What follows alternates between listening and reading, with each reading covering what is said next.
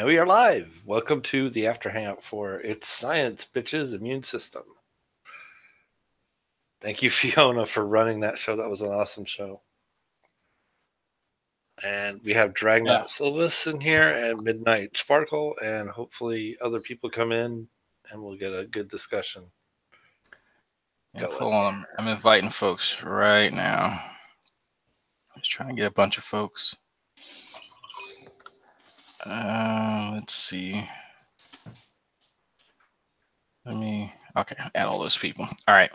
Yeah, so what did you guys, did you guys learn anything in particular? Well, I mean, there was a lot of refresher stuff, but, you know, like I was telling Sam in the outside chat, it's my biology professor in Colorado Technical University, because it was a technical university, there wasn't a lot of people going there to get biology degrees. He didn't really make it super interesting. I caught up on a lot of sleep in that class. So this was like an eye-opener to me. It's like, oh, okay, now I get that. Like, I remember a lot more. It like wakes up that stuff in your brain that you took a long time ago. Yeah. Sometimes, sometimes it's not so much the subject matter, but how it's presented. Exactly. Yeah. The cool thing that I liked was like, okay, this is why cancer is so tricky, because it is just every cancer is literally a different cancer. Every single one is different. Even though they might be the same type, it's because it's a different person, it's going to act a little bit differently than the same type in a different person. So there is virtually no cure. Well, there's an issue with trying to characterize it. You can't. It's hard to cure something you can barely characterize. True. And I mean, it's a gross understatement on my part, but that's the sentiment overall. Right.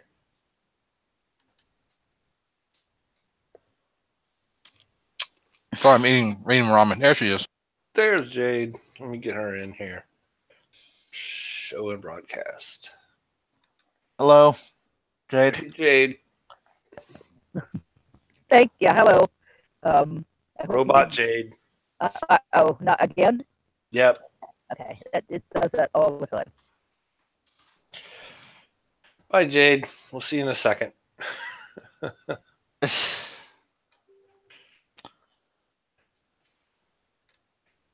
Shrumanati, why would you get a wrench? Let's see here. Now I gotta show her again. Jade's back. Yeah, there you go. Okay, how's it this time? That's better. Okay, good. Do you have a watch link? It's not coming up in my on my YouTube, but you know what? I've discovered that YouTube occasionally seems to delete some of my subscription. Yeah. Oh, there we go. Because so I have a feeling you got deleted, Bullinator, because it's not coming up. So I want to resubscribe if that's true. Oh, I'm losing subscribers and shit. Oh, wow. I've got a whole 61 and I'm already losing them. Damn. There we go. Yeah, there we go. Okay. Well, that happened, but that does happen occasionally, and I swear that I had to add somebody on Google Plus that I was certain that I had subscribed to, but that one may have been my mistake. I have a tendency sometimes to hit the button twice, so I end up subscribing and unsubscribing at the same time, and I don't realize that I'm doing that. That happened. Yeah. Don't know why I'm doing it. I think it's because I spent so much of my life double clicking with a mouse, Yeah. That I automatically double click and oops. Please share and subscribe to the show so that people get in on this too, because I put links to the original show on Fiona's channel, which is what this after show is all about.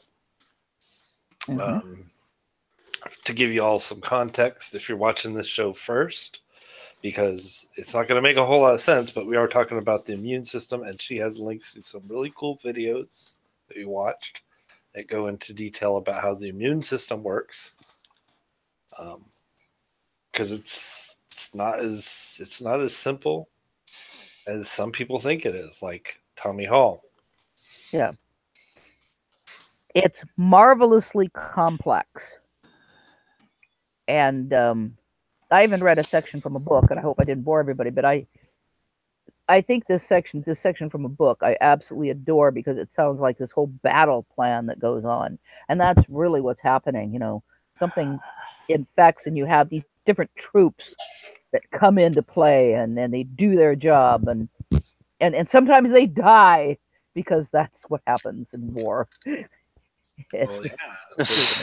There's no morality in your immune system.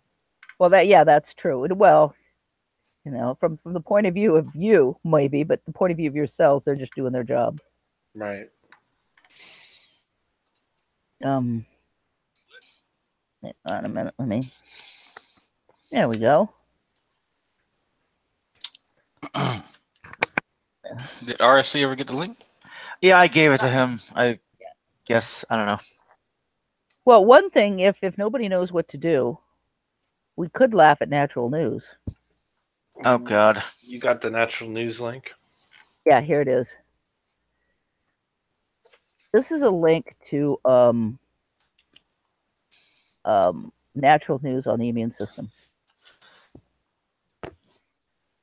And just open it up and take a look. I don't. Yeah. Doctors come clean. These cancer drugs may cause fatal heart damage. Yes. Okay, right off the bat. What the fuck? Well, the natural news is absolutely hilarious, and I closed it down earlier. I'm waiting for it to come up now. But my favorite one, well, I didn't scroll down too far, is the second one. Watching scary movies could help boost your immune system and promote weight loss. Should I click on it? Okay. Because we're presenting this. Yeah, why not? Okay, why not? Let's talk about it so people get there. Let's just see exactly what they and that this one is funny. The next one in the list is not funny, but yeah, don't seem to. Oh, here we go. Oops. I'm sorry. I had to click the link. I was wondering, like, okay, so what study are they linking? And it's another blog. Are you not seeing my presentation, people? No, for some reason. No, we're not. It's probably the hardware acceleration. I'll let Drag do it. Okay, where do you want me to go? The other link? I'll just present you. Yeah. Okay. Although that one was interesting, Drag. The claim of watching scary movies. Yeah. There we go. It sent you to another link to Yes. Chinese medicine. Oh, it does? Yeah, Hang yeah. on. If you actually click here, it says, "Well, the claim," and then it's some health. There may be some health benefits to be found watching scary movies too, and here we go. That's a big giant ad, isn't it? Not the one I'm looking at. It's not a big giant ad. That's not what I'm getting. Hang on, let me see. Ouch! I can't tell what's the ad and what's supposed to be like. No. I have a feeling you clicked on the wrong thing. Let's see if I can. Okay. My screen share doesn't work too good. That's what you're supposed to see. That's it right there. The one that somebody just had up. Wait a minute. That's it right there. Okay, so yeah, this is yeah. So what I did was I clicked on this link inside of this thing. Yeah. So I'm not, but I see. I thought here what the idea was. Oh, there's Mel. So they're talking about, okay, there's a horror movie. Who doesn't love it? There may be some health benefits to be found watching scary movies, and they put a hyperlink here. Billionaire. I'm trying. Okay, just My pass- the mouse just doesn't want to cooperate in Hangouts. Here, Hi, Mel. Hello, Pass on. hello. Hello.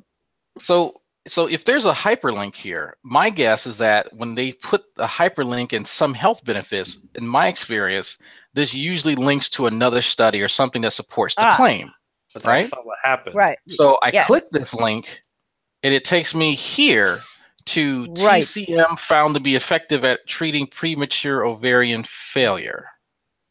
That has If you nothing to do with it. no. If that's you look at if you look at the links, you can go down and look at the other links in this article, and this is standard for natural news. You don't even have to actually go there. You know how you can just put your cursor mouse on it, over? and then you can read where it's going to go.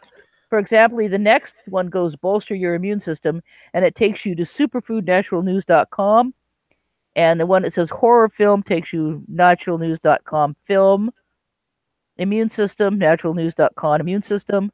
But a lot of times when you click, you're not going to get to an actual decent reference. Oh yeah, and it goes to weight loss. It takes you to www.slender.news. So these are, they're selling stuff. Yes. Gotcha. And Gotcha. eating healthy, the one at the very bottom, there's a link that says eating healthfully. Eating healthfully, not healthy. Eating healthfully goes to gardentower.naturalnews.com, and they're going to try to sell you a garden tower. This is what the natural news is like. You will like their probably know. Yeah, their sources are great. Because they're kind of non-existent. It's at the Daily Mail. Daily Mail and the Guardian. The Daily Mail, for those of you who don't know. Oh, the Daily Fail, as my friends call it. That's it. It's called the Daily Fail. hey, Has can I everybody have heard? mods You? so I can present people? Oh. Oh, in here. I thought you Yes. meant out there. Okay. No. Yeah. How many people here have not seen the Dan and Dan film? Let me present him first. That what is it's CRISPR, isn't it? Yeah. Yes. Yes. Damn it. That screws up my whole thing with his stupid GIF. Oh. Oh, the little CRISPR spinning. Yes, it screws up my entire Chrome. Oh no. Oh. I turned down my my bandwidth just so I can see him and hear him. Oh. Yeah, I can't. It's my Hangouts is frozen. I can't present him. No, there it goes. Hold on. Let me turn down my bandwidth here.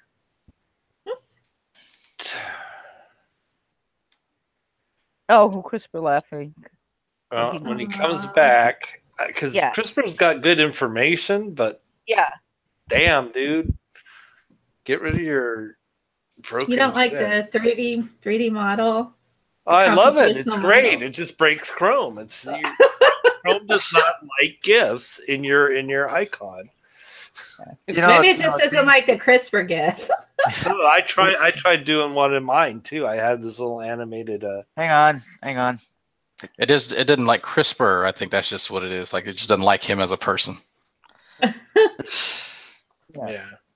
The natural news and these blogs remind me of the South Park, like the 19th season when there was a guy that kid, I forget his name, but he was given websites to look at, and he says that's an ad. Because they said they're like trying to sell you something and disguising it. Yeah. Right. Fuck. But so I was gonna say while you're whatever you're doing, has everybody here seen the Dan and Dan video, the Daily Mail? I don't watch the Daily Mail, so that would be a no. No. No. This is Searching. Wait, what is? guys, Hold on a sec. let me finish. This is a hilarious video done by Dan and Dan, which is actually one guy named Dan. He just has himself in there twice. It's called the Daily Mail song. It is absolutely hilarious. Oh, the Daily Mail song. I've heard of it, but I haven't watched it. Okay. It's very short, but let me to it. And if anybody's in the the outside, you just type in a search in YouTube for Dan and Dan Daily Mail, and here it is. If somebody, if you want to watch it later, it's absolute. And basically, he's so the one guy is standing there and he's playing the guitar, and the other Dan is showing issues of the Daily Mail one after the other with their ridiculous headlines. Oh God. It's funny. Yes. Okay, there we go. Yeah, I was trying to pull out the chat. You're presenting. Okay, hold on. Stop presenting. There you go. What is happening? Why do I not have the show in broadcast now? This is weird. This is really weird. Yeah, I'm trying to find the. Is CRISPR in the broadcast? Are you there? Yes. Okay. This is his stock account.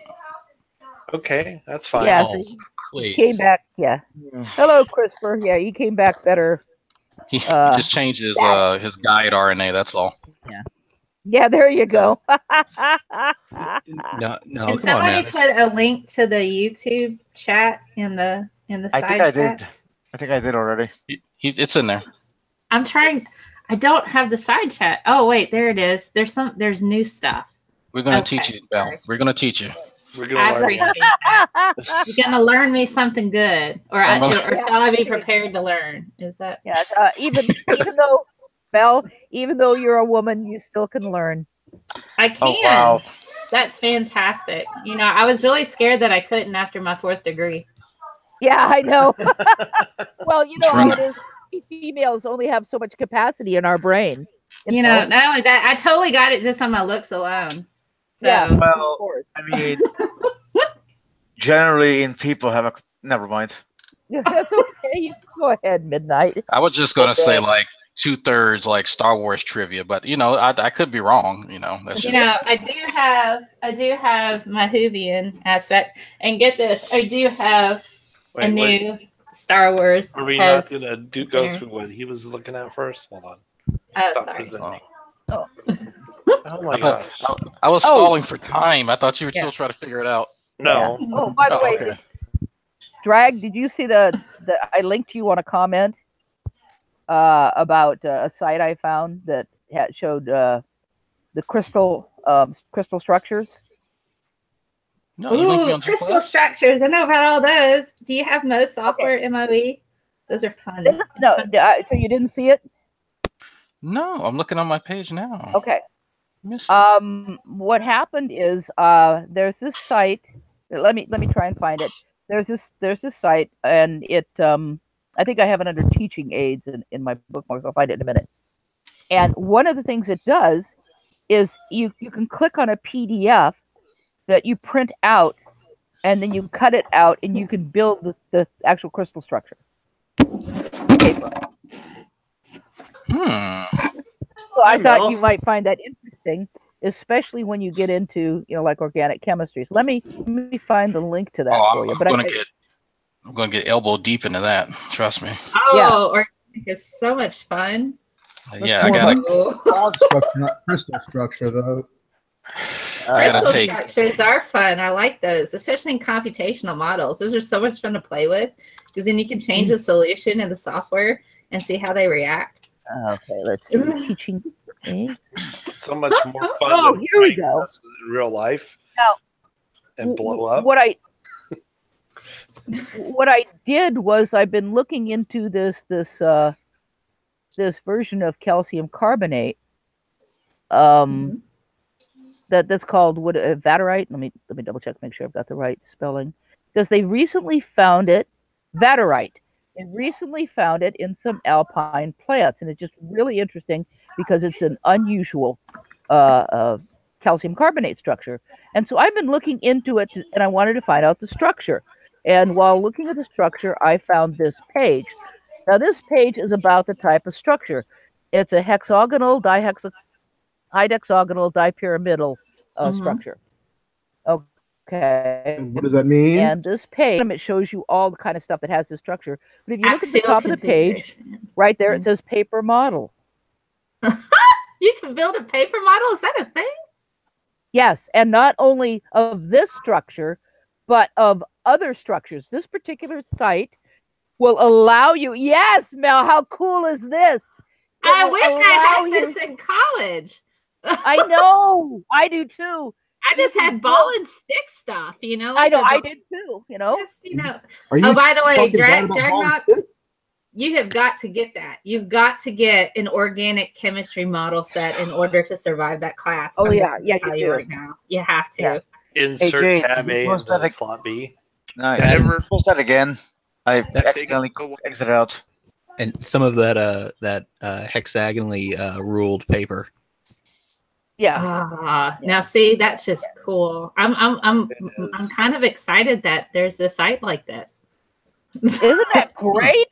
I'm thinking arts and crafts like on the weekend. I know. It's like I'm really excited because I want to do a video sometime in the future when I learn more. I'm doing a series on chemistry, but I sort of got hung up by my iPod running out.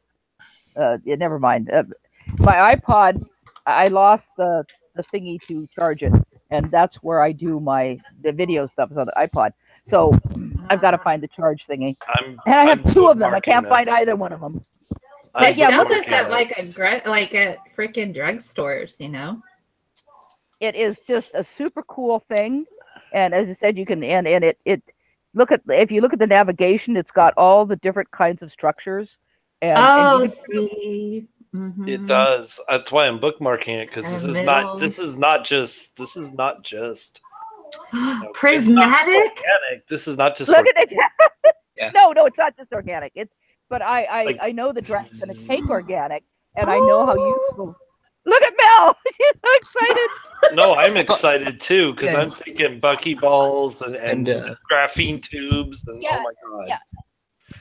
Drag, if you see the link I posted there, that's ruthenium. You want to get one of those notebooks for when you take organic. I needed this for inorganic. Are you kidding? Yeah, well, inorganic. I needed this for inorganic. I hated inorganic. I'm going to just tell you right now. I'm so glad I didn't have to take that for my master's, because my master's in science is mostly analytical. So they're like, you could take like this material synthesis, or you can take inorganic. I'm like, I'm going to take material synthesis. I'm not going to like get rid of inorganic. I knew who the instructor was. That's the other thing too. No. Yeah. You're like, no. No, I don't want to do matrix math either. So yeah, there it is. The drag is showing the actual. Wait, where's matrix math? Screen there that you can see. You said math. You got matrix math. You know, matrix math. I don't. Talking about like matrix theory and all that jazz, all that fun stuff. Yes, but applying it to oh god, now you're gonna make me have to think all this stuff from inorganic. Karnoff maps and all kinds of good stuff. No, it's not. But we were applying it to structures of various types of compounds, whether or not something is a mirror image or if it's mirrored sideways. Apparently there's math associated with that, and we had to memorize all of the matrices associated with each individual structure, and I'm like, I want to die. So I was like, I do not, if I have to look at E1 one more time or E5, I just, is it, oh god, there was like specific letters associated, whether it was a mirror image or if it was, not quite a mirror image, but like this instead of this. So it's almost a mirror image. And then there was some other thing where it was like this way, but twisted. There was a name for that. And see, this is what happens when I don't think about stuff for very long. Yeah. And I just cannot care. I'm looking at the paper cutout thingy for gyroidal structures. That's really interesting. My goodness.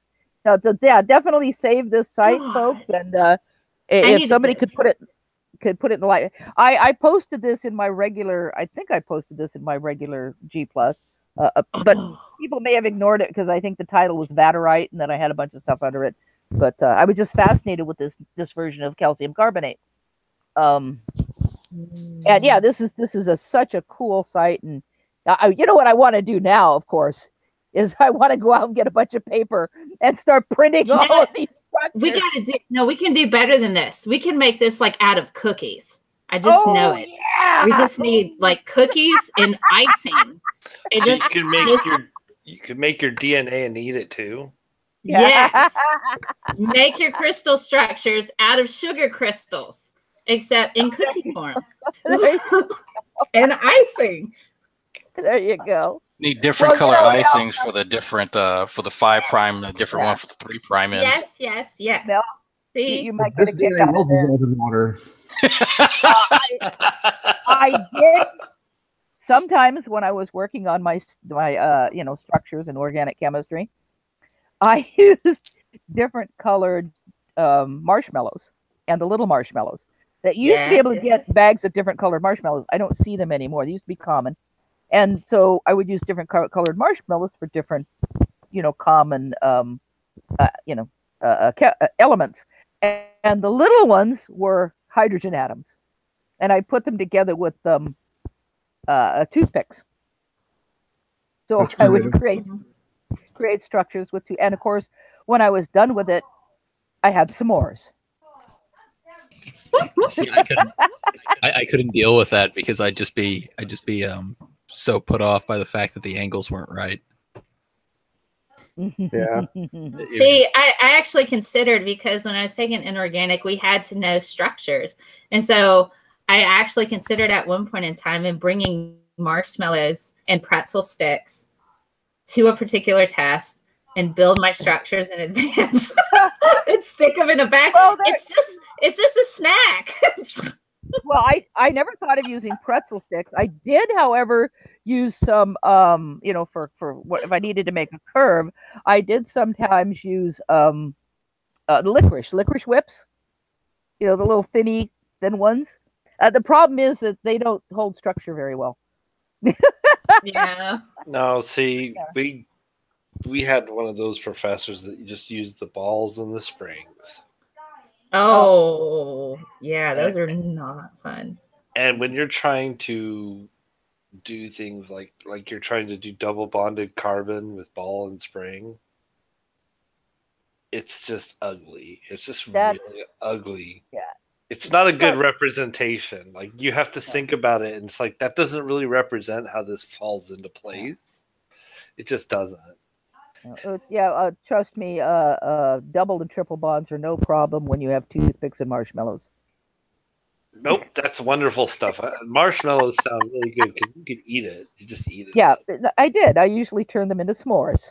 Yeah. Because I had a fireplace, and hey, let's go for it. I hated the springs though, because the thing would pop out and the little ball would go flying across the room, and you couldn't find it. It'd go behind the big giant cabinets where they kept all the all the chemicals in their bottles and stuff, the beakers and the glass. Gosh. Yeah.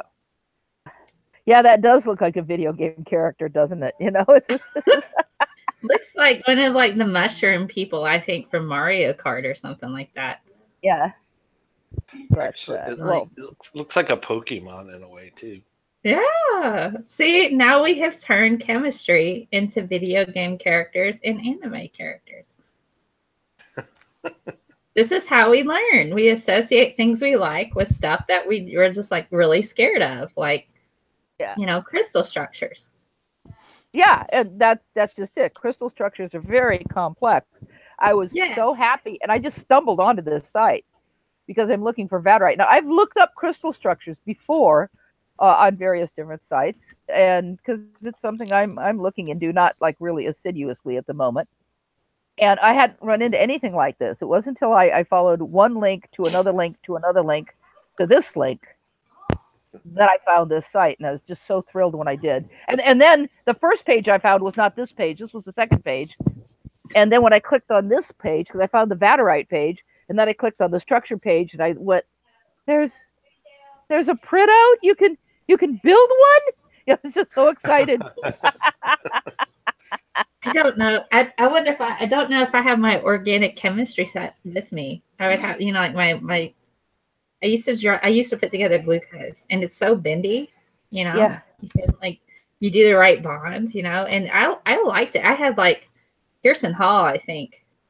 It was like $50, but it was totally worth it because it had like the bendy double bonds that you could do, or the solid, you know, covalent single bonds, you know. But they spun on the rotational axis and stuff like that, so it's kind of cool. And you can, it gives you like a good tangible feel of why, you know, molecules do or do not bend a certain way, because you're like, oh, this feels like it's a more natural state. This not so much, you know. It's fighting all these bond angles, you know. So for me, it was like, of course I could visualize carbons, but you know, if I have them like right there, and I'm like, oh, this is why it can't bend this way. All these bonds are doing this thing here. Right. It makes it more tangible, you know. Yeah, it does, because shape matters. Yes. Very, very much. Very, very much. You know. That's a fun one there. Yeah. That's graphene. Oh, I posted something about, was it graphene that I posted about? I don't know if you saw that. Let me take a look. I think it was, sometimes my memory. Something cool about graphene. Yeah, because I've had people come up and say, "Isn't the limit for semiconductors, like, aren't they like saying it's 7 nanometers?" I'm like, yeah, for silicon, they're stopping at 7 nanometers until you start using things like this for your gate, and then this you can roll into a 1 nanometer tube, and it's a great gate. Okay. Voila. And that means you can fit more processors on your microchip. Right, there you go. Boom. More computing power. Less than 1 nanometer. Done. Also, it also doesn't heat up as much, so less electrical loss to heat. I mean, right. It's got some really good electrical properties. But isn't the problem though that quantum tunneling? Well, quantum tunneling is the problem with the actual P or N doped material. That's another issue altogether. That's what we're currently dealing. I mean, it's just the distance of it, right? So right. Make it that small. I thought it really didn't matter what you made it out of. Well, no, but this is the gate. This is not the source of the drain. This is the gate. This is the part that doesn't touch anything. This is where your signal comes in. I'm not talking about the source of the drain. Well, sure, but okay. So but the thing is, if your gate's 1 nanometer, that's fine. But if you have to have, 20, still have to have the same, spacing from the source and drain. Well, it doesn't help you any. They don't use silicone. Let's put it that way. They use other materials and they use different voltages. I'm not the one working on that part. And I'm not at liberty. Let's put non-disclosure agreement comes to mind, and I'm not allowed to talk about what they're using there. But see, you sound like me from earlier. Intellectual property. It's exactly what I can't talk about certain things. Right. I know. Also, I was going to say, I've also heard that graphene is being tested as a desalinator to desalinate clean drinking water for third world countries. Yeah, it's got all kinds of good uses. Probably. It's really cool stuff. I mean, it's great that it can do a lot of things for microchips, but it can save people from dying of thirst and parasites. I think that's much more important. Oh, that's cool. Yeah. I was just going to say, I just posted the article that I had posted in my G+ from phys.org. It says, when rotated at a magic angle, graphene sheets can form an insulator or a superconductor. Yeah, and they make buckyballs out of that stuff too. Yeah. That's what made me bring it up too, because we were looking at those shapes. Like you could do all kinds of stuff with those shapes. Oh man, I love buckyballs. I'm a big Buckminster Fuller fan. But yeah, that was an interesting article, I thought, about graphene. You have to be careful with buckyballs because did you guys read that they had to take them off the market because certain children swallowed them, and because the magnetic properties, they were ripping through their stomach? Oh yes, the little ones, yeah. and I I managed to buy some right before they took them off the market. You can still get them. Wow. Yeah. Oh yeah, you can still get them, but I mean it's a little bit more difficult. Now, I can understand the problem. It's See, little kids thought they were just, little kids swallow everything. well, and yeah, and the thing is, like, if you only swallow one, you're fine, and if you swallow more than one at the same time, you're fine.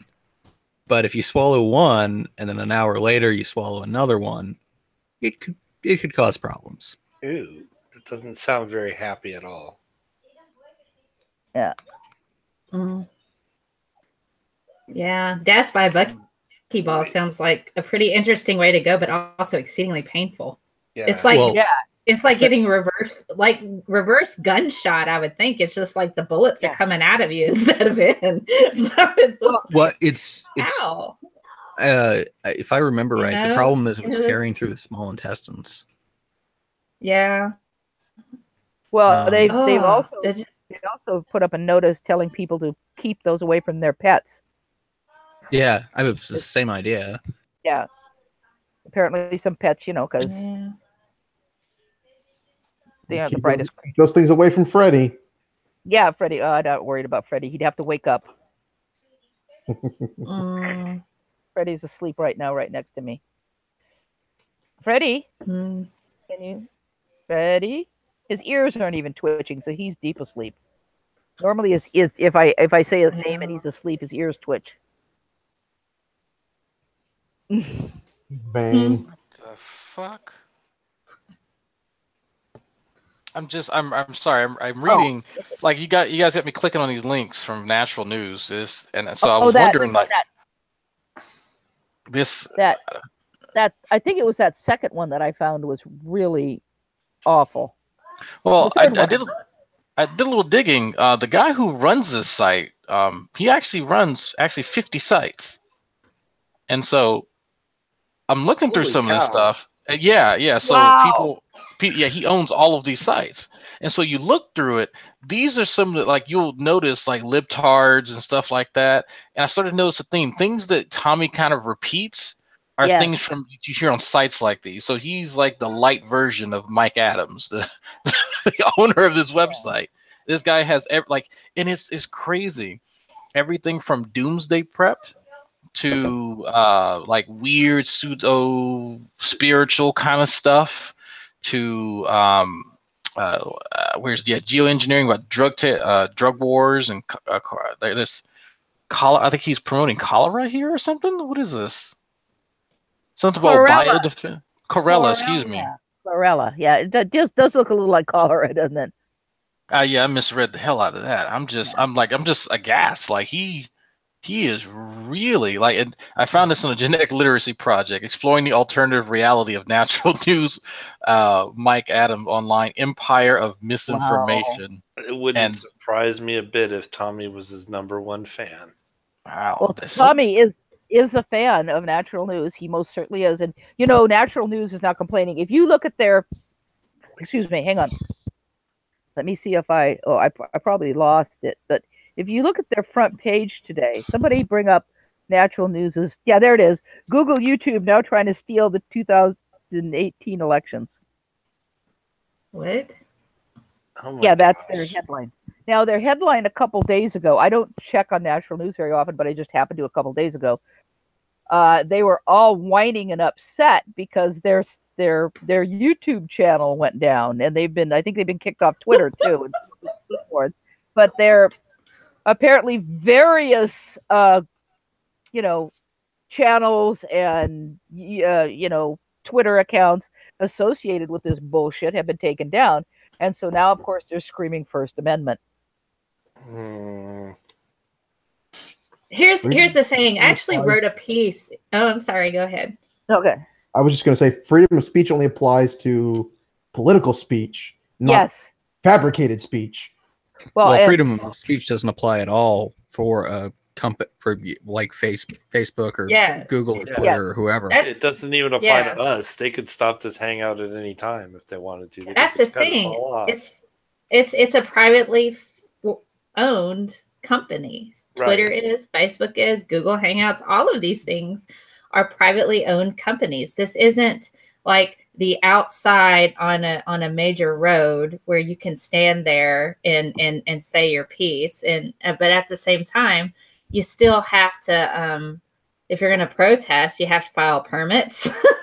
You still, they're not going to impede on your free speech to protest or any of that, but there's still a process in addition to that. It just makes me nuts when people are like, they kicked me out of Twitter. Twitter is like the cafe that a business owner has, and if you're disrupting business, they're like, yeah, you need to leave now, and that is completely within their rights to do so. Right. There are only some narrow situations where you could effectively sue for a violation of free speech. You know, for example, if and this has come up with Santa Claus at the mall, where you know, people would say, hey, it's okay to have Santa Claus, but we can't have, you know, Claus or something like that. Because if you're going to allow one group of people at the mall, you have to allow all groups of people at the mall. It's freedom of speech, freedom of assembly. But that's although it's a private company, it's also a public space. And that's a weird intersection of public and private. But this is why some malls don't allow Santas anymore. Or, you know, they have their own, in which case, or they have it's their a own, private, right. it's a private employee, so. Right. But they don't have, or they don't allow Salvation Army to collect. Because if you allow the Salvation Army, why can't you allow other people? I want a Thor Santa Claus. That's what I want. I would go and see Thor Santa Claus if that was or do you want Hemsworth to be there with his costume? That would be okay as well. I'm not entirely picky. I want a Kronos Santa Claus. I just want Kronos. You know what? Boba Fett Santa Claus would be nice too. I would be okay with Boba Fett Santa Claus. Just stand there, doesn't ask you any questions, just gives you dirty looks. Captain America. Captain America would hand out the best candy. You know he would, because he would like go above and beyond and find like the best candy to give to everybody. Because he's just like that. Boba Fett. I want Bosk. Wait, don't you think he'd hand out candy from like the 1940s though? I mean, if it was chocolate, that might be okay. Yeah. That's when you still use real sugar and stuff, right? Yeah. I would rather go to the mall and see Krampus, frankly. Krampus cat. Oh, yes. I bring my son just for that. Every year, I go online and I watch the Krampus, parades in like Germany and places like that. I love them. There's one that's my favorite. Unfortunately, they took it down, which was really annoyed me because it was great. But then I found it again, and I realized that apparently somebody had complained about the music, because the music they have on it now is not as good as the old music. I think I downloaded it, but I'm not sure. I'd have to look. But yeah, it's so much fun watching the Krampus festivities and the people, with their various costumes, harassing the people watching, and it's just so much fun. I love. Why don't we do that here? Let's forget all the holly jolly and silver bells and let's have a Krampus fest.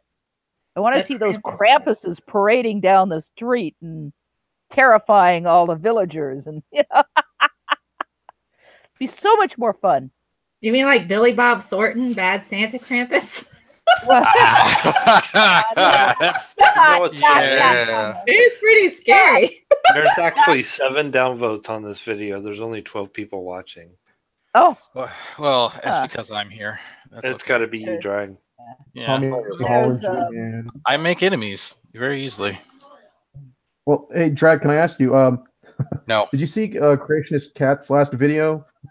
No, I actually did not. What was it? There was a little blurb at the end of the video that said G-Man dead at age 46. Fake news screen. I found that hilarious.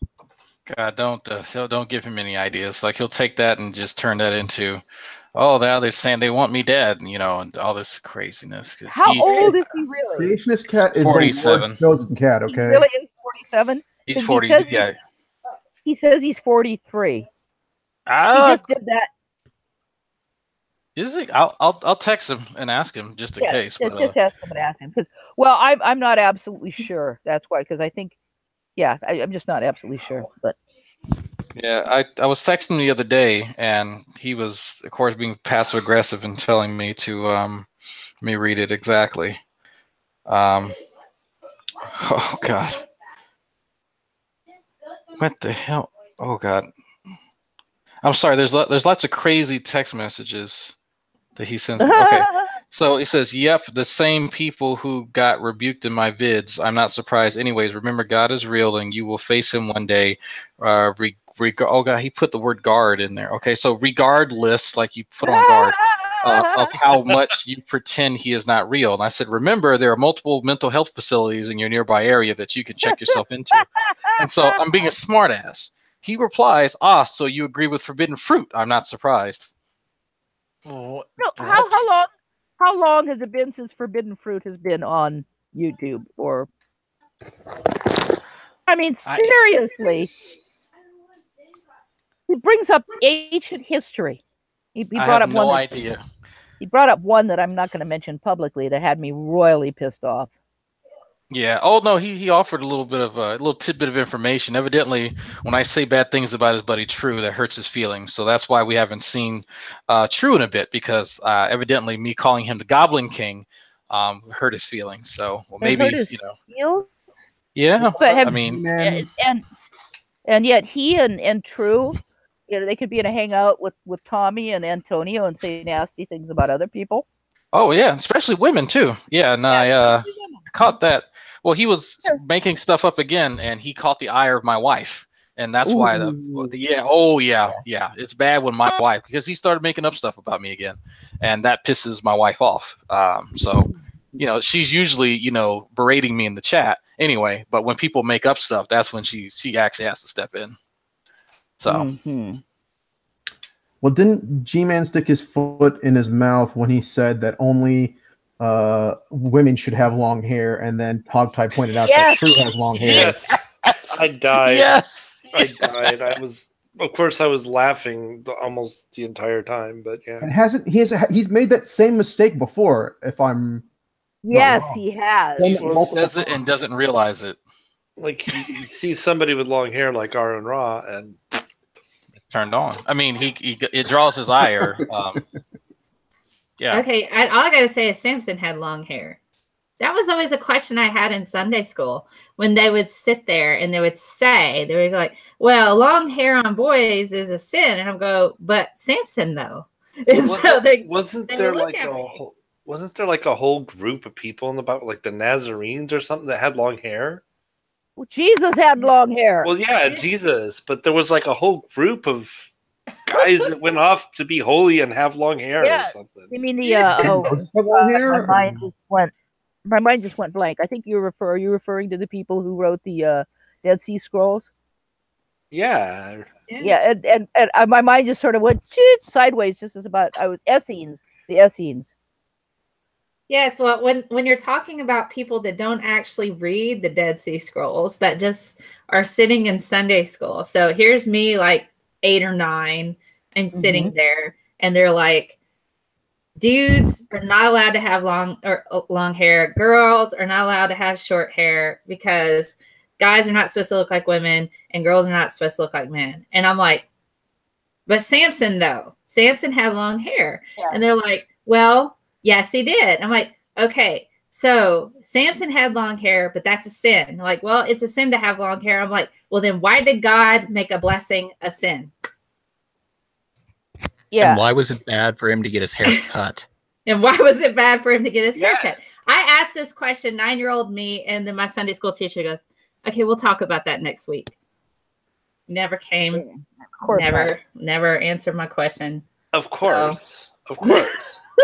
I was an inquisitive kid that got in trouble a lot in Sunday school. That's what happened to me too, Mel. I was just like, I had asked questions because it didn't make sense. And I don't really remember Sunday school that much. I do remember going though. It was weird. And then there was a lady that came in and talked about how abortion fetuses were being used to make makeup. And I'm like, where did you hear that? God. And so she was saying all of this stuff, and I'm like 14 at this time, 14 or 15 or something. And I'm sitting there and I'm going, where did you hear all this? And I'm like genuinely asking this. It's in the paper. Which paper was that? Where's the article? I really want to read that. And she's like, oh, I don't have it. That was always the answer. And I'm sitting there going, Yeah. why does nobody have any answers to my questions when I'm in Sunday school? When I was going for my confirmation, right, one guy from the church said, "Oh, if we allow gays to get married, what next? Someone's gonna marry their dog?" And I'm like, "What the fuck is wrong with you?" I never understood. Wow. I never understood. Midnight sparkles as your lawfully wedded human companion. I can only imagine that the people saying that they just feel like that's the only thing stopping them. So Yes. I know. I think it's hilarious. Yeah, I it's don't just understand. Yeah, it's just what G-Man said that if what did he said, if he didn't have the Bible, he'd rape and kill people, and I'm like, what the fuck is wrong with you? I never understood that sort of thing. This attitude, this whole weird. I think thing. That's the only way I can put it. I so think unfamiliar to me. They get so indoctrinated when they're young that they think their entire moral compass is exclusive to religion. So having grown up in the Bible Belt, having gone to churches in this area, I've gone to many, many, many different types of churches that just run the gambit.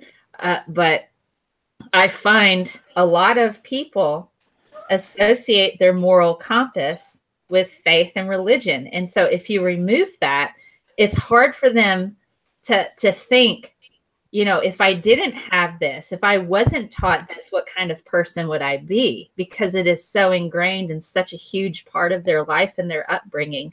To not have that, it just blows their mind because they can't imagine not having it, that they would be some completely different person. And that's kind of what I've encountered. It's a paradigm shift, because if you break down how people view morality, and I'll just use my parents as an example, they are under the impression, they still are, that religion is the main vehicle in which one instills moral values. So for them, and just give you a side note, I kind of resented my parents for quite some time, but as an adult, I understand that this is the only thing that they had. These are the only tools that they had at their disposal. They weren't going to teach me philosophy that they didn't know. And so what you have is a majority of adults then, or people who are coming of age, say, well, how can you be moral without religion? Because that's all they've been taught. Meanwhile, we have entire fields of ethics that discuss, well, what is the best for us as humans? And then you have devices like the trolley problem, where you can see how versatile some of these moral, or excuse me, I should say ethics systems are. Make sure I get my terminology right. It's almost like it's almost like our religions or inspired by what was it? The religion is inspired by our morals, and not the other way around. I messed that up. No, I think you got that dead on. It makes sense. Makes perfect sense. Like, okay, religions were created after our morals were, because our communities were there first, and our need to cooperate was there first, and then we came up with the ideas to explain why things happened. Like, why did the thunder strike? Why did the lightning? Why did lightning strike? Why did thunder make the noise? Why did the seasons change? Why did weather come and kill us? Why did all this stuff keep happening? Well, and why do some people think that the lessons in the Bible are so unique? Have they never read the Code of Hammurabi? Most the likely Bhagavad Gita, or the other ones, Yeah. Well, no, but that's in a different part of the world. I'm talking about right where, the same, same area where the Bible originated, where those people originated, Right. the Code of Hammurabi, and there are other ancient codes like that. The whole, Delta. I can't think of it. The Tigris Euphrates River area. I mean, what? But That was the thing is, Mesopotamia, people right? today, yeah, Mesopotamia. Thank you. That's what I was looking for. My mind was going but the thing is, you have some Christians today, and of course everybody. I don't know if Mel doesn't know me very well, but everybody in here knows that I'm a Christian, except of course to G-Man and the Clown Car Posse, because Roman Catholics aren't Christians. So Fiona and I aren't Christians. Depends on who you talk to. Except Roman Catholics are Christians when they're toting up the number of Christians in the world. When they tell you how many Christians in the world, they're counting Catholics, but otherwise we're not Christians. But to think that this just suddenly originated from this desert people and was never ever there before is utterly absurd if you study history. Yeah, like the Greeks. Well, and that's even later, really. That's actually later. Okay, later. But still we have the Code of Hammurabi. These are outgrowths of our social structure.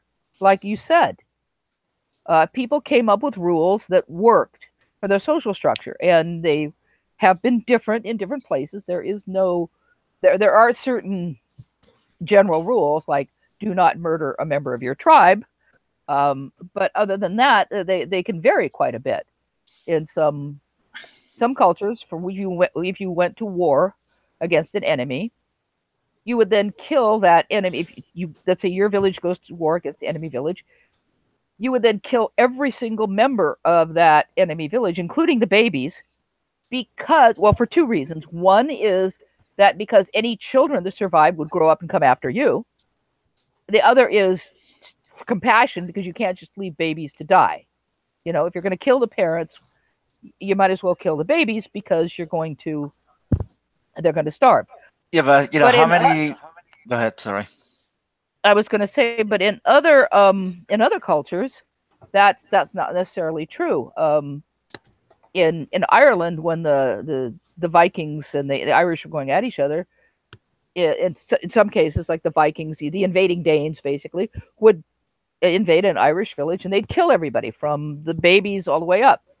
The Irish, on the other hand, would invade a Viking village, Danish technically, and they would kill all the adults and adopt the babies and young children into their culture. So after a while, you had, people of Danish descent fighting on the Irish side, because so their cultures were different. The one culture said, well, we're going to kill everybody of this particular group.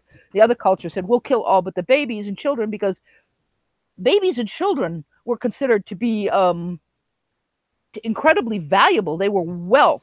So why not bring them into your culture if you don't have a real big hang up over, I can't say genetics, because they didn't have that back then.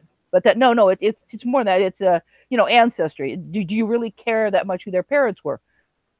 And there's a place called was it Scandinavia versus the World or something like that on Facebook. And one of the things they did this great cartoon where this guy comes back from going a Viking.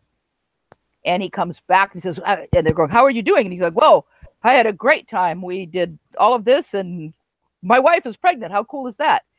And they're looking at him, but you were gone a year. He says, yeah, I know. But your wife is pregnant. And he's going, well, so? Don't you know? Well, yeah, of course I know how that happens. But the baby's not yours. And then he starts laughing. He goes, yeah, and think of the poor fool who got my wife pregnant, because he's lost a child. It's mine. Okay. Their attitude, but their attitude was different. And the story is based on fact, because they didn't look at it that way. If you're going to be gone for a year, he didn't expect his wife to be celibate for the entire year. I mean, come on. He's a Viking. He's not being celibate. And he got the wealth. This other man may have impregnated his wife, but the child, the wealth, belongs to him because it's his wife.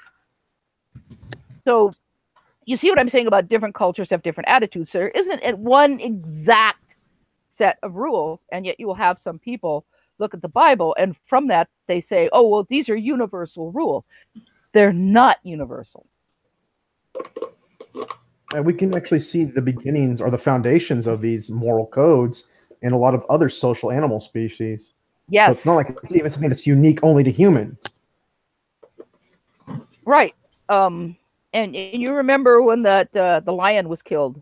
What was his name? Was Cecil. What was his name? Cecil the lion. And he had a lot of cubs. And one of the things they were wondering is what was going to happen to the cubs, because he and his brother essentially ruled this pride, because it's not unusual for the male to kill all the cubs. That way, the next group of cubs will be his offspring. And so they were worried about Cecil's cubs, but it turns out his brother accepted the cubs, so that turned out to be cool. So there wasn't a greater tragedy, in a sense. So, but yeah, you see that sort of thing. But that's the same thing with what I was just saying. Sometimes you kill them all. Sometimes you adopt them. Yep.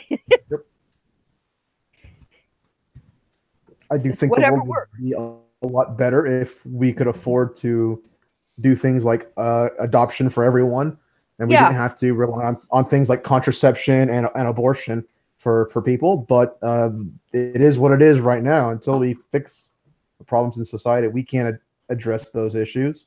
And I mean, I don't expect everyone to feel the way I feel, because if everyone thought and felt the same way that I did, we'd all be just a bunch of robots and androids, all saying and spewing the same bullcrap. That would be really boring. Do you think that contraception's a moral bad? That I mean, you're saying that could be avoided, like in a utopia. Like, do you think there's something wrong with contraception? No, I think it's not the best or the ultimate way. We would prefer that women had complete control of their bodies, and if they wanted to have children, they could choose to have children, and not have to rely on things that weren't foolproof. Because contraception isn't foolproof. Yeah, there are some animals in which the females can choose whether to be fertile or not. Yeah. We didn't get that. Dude, like at the San Diego Zoo here, they have the female rhino. I think I want to say white southern rhino. I can't remember. There's southern and there's northern, and I don't know. Of course it's a white southern. White southern rhino. I want to say it's white. And she... Well, it's southern. It better damn well be white. Sorry. They tried everything to get this rhino to mate, because she was one of the last ones. Yeah. And there was like 7 left. Better get busy. And she wouldn't do it no matter what. And they figured out, and she would chase the boys away, like, get away from me. And so they were like, well, what's going on? And they found out that female rhinos actually need other females in order to want to reproduce, which is crazy to me. Yeah. And did you know that when whales, some very large whales have sex in the ocean, there's a sort of a threesome? Because whales are pretty buoyant and they float. And so when 2 whales are copulating, another one will lie on top of them to kind of hold them in place. That's hilarious. I studied this many, many years ago when I was taking marine biology, and we had pictures of males waiting. You know, back then things were a bit more primitive, and we didn't have any video, but we had pictures where you could see the three whales together. But you stop and think about it, they would tend to kind of float apart, wouldn't they? I mean, but yeah, it sometimes takes a little extra help. Well,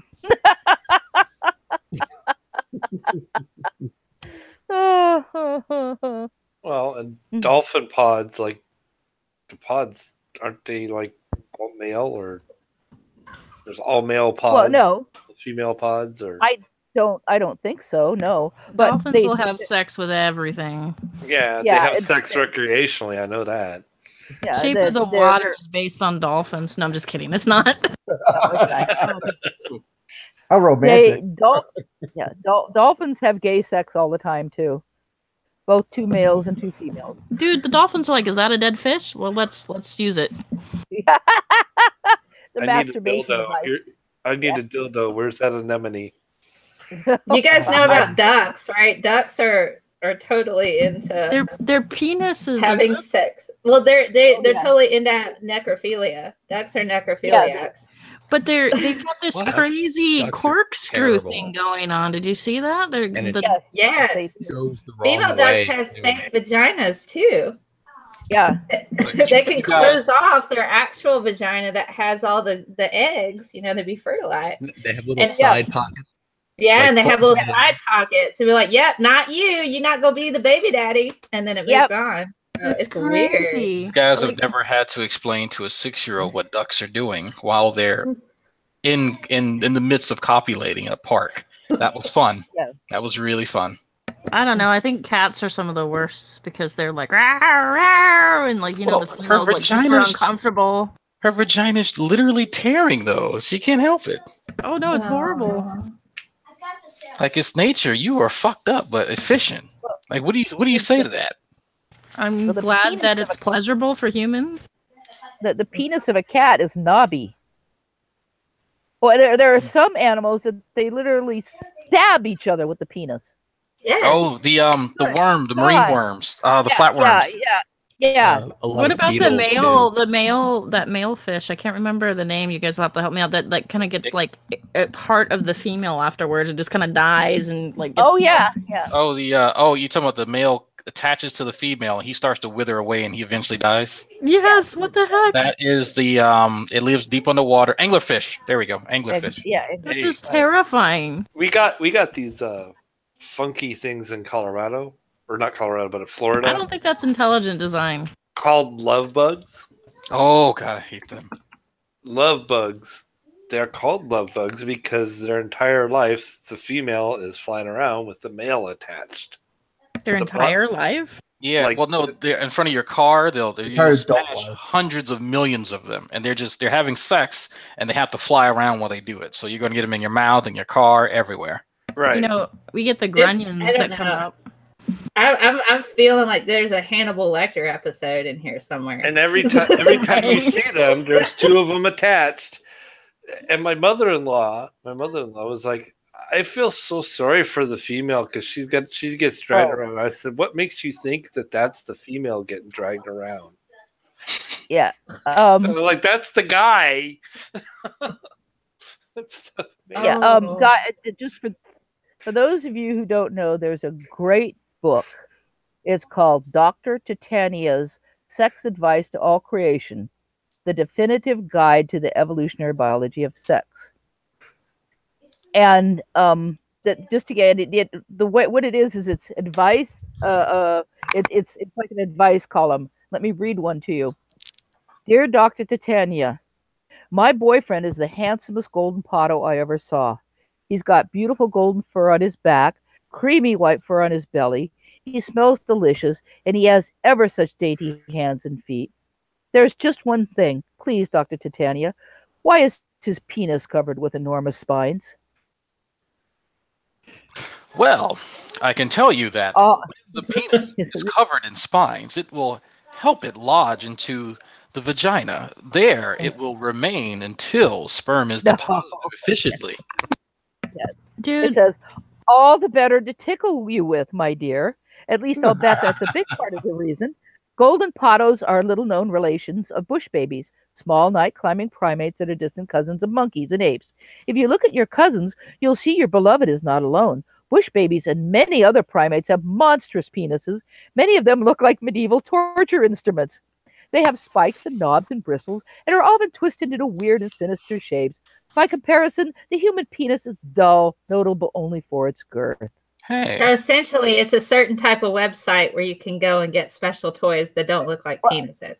Well, yeah, Human no, this, we're not going to talk about baddragon.com, all right? yeah, I'm not gonna tell you that they actually have these little squeezy things for cosplay people that are into this, and like it'll actually have like fake stuff that comes out, and it'll be like Oh, dragon penis. wow. I don't Yeah, want to tell you why I know that, but I know that it came from the people I play with WoW.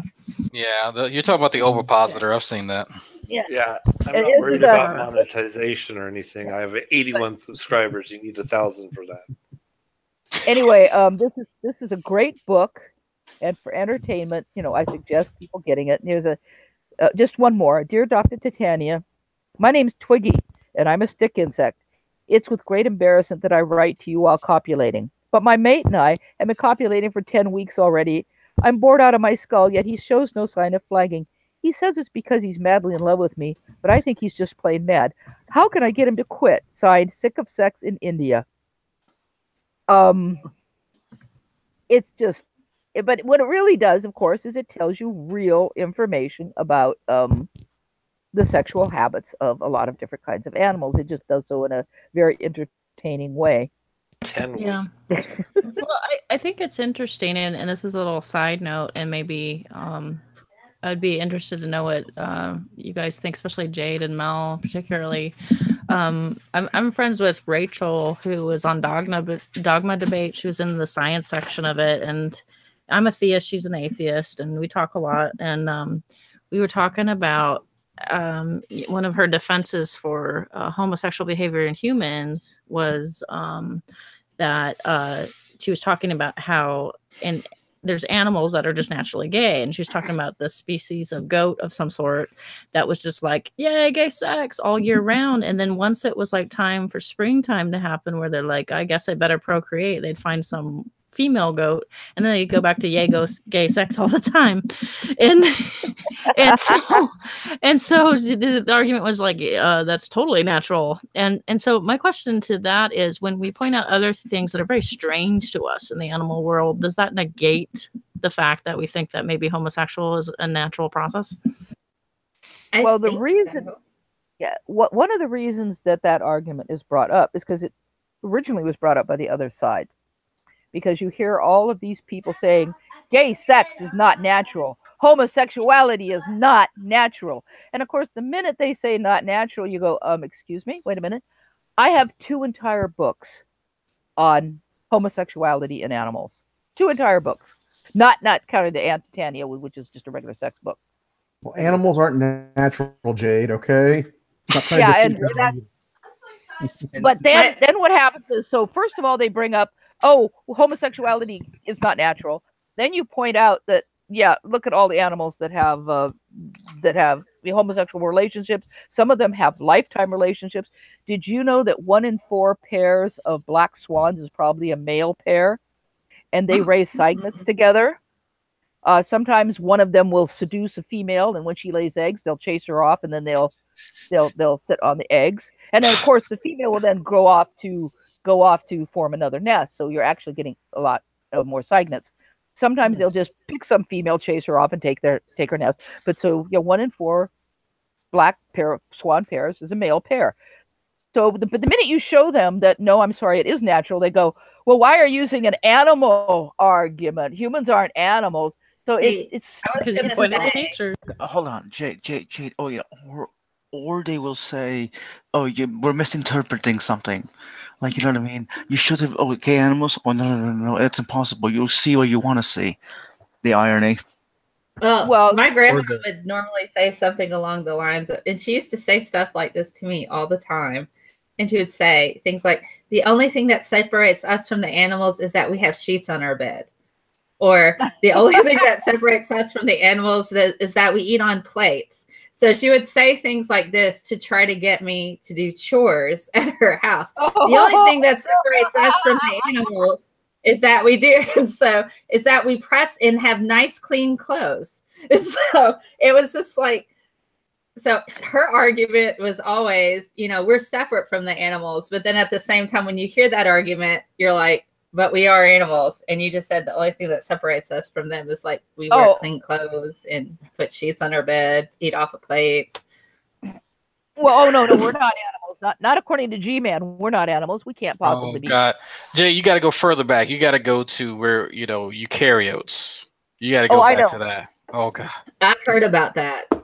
I was asked that one of the first times I ever got on the Great Debate Community. They asked me about eukaryotic stuff and how long DNA lasts in water.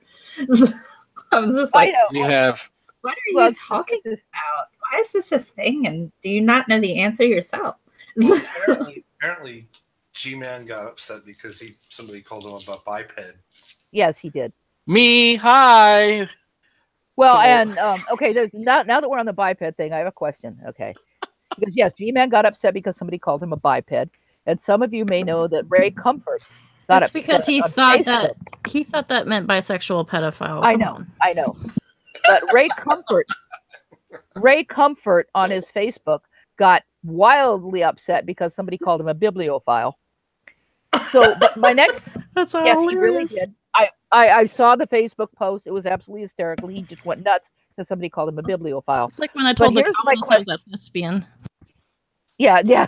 But here's my question.